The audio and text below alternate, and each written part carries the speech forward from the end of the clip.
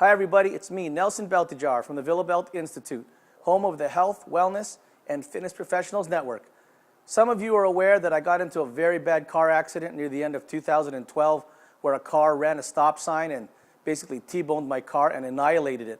But as fate would have it, I had to spend a lot of 2013 in a rehabilitation center just trying to work on basic function, like learning how to walk, learning how to sit right, learning how to use my hands, learning how to do things that all of you just basically take for granted.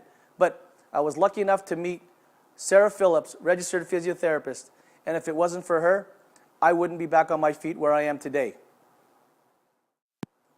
So today's guest on our Health Professional Spotlight is Sarah Phillips, registered physiotherapist. How many of you out there ever have that nagging and achy feeling underneath your kneecap during the day when you're doing certain things? If you do, perhaps you're leaning towards having patellofemoral syndrome.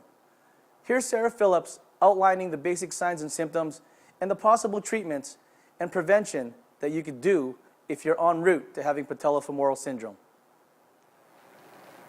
Hi Nelson, hi everyone. I'm Sarah Phillips, physiotherapist from East Toronto Orthopedic and Sports Injury Clinic.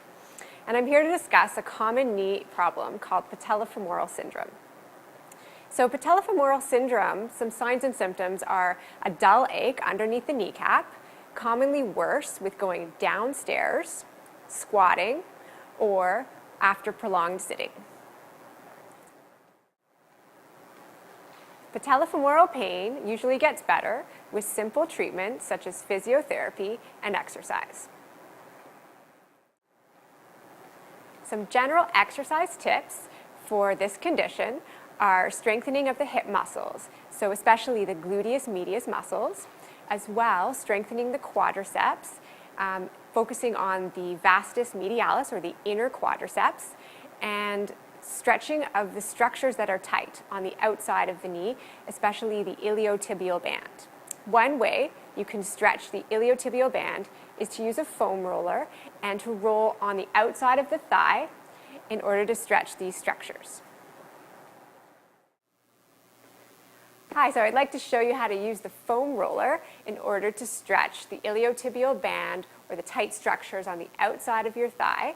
So if I'm going to stretch the right side, I'm going to lie on the roller on the outside of the right leg, putting my forearm on the ground to stabilize and putting my other foot on the ground in front in order to stabilize. And I can just roll up and down and use my arm and my leg to take the weight off if I need to. So you can do that for about 30 seconds, 2 or 3 times a day in order to stretch these structures.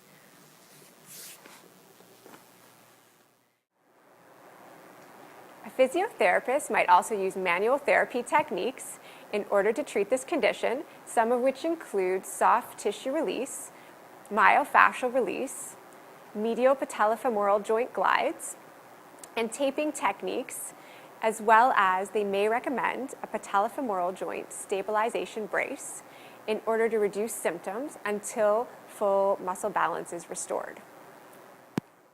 So for those of you out there that have your own personal aches and pains, perhaps Sarah would be a great person to contact to help get you back on that road to full functional ability.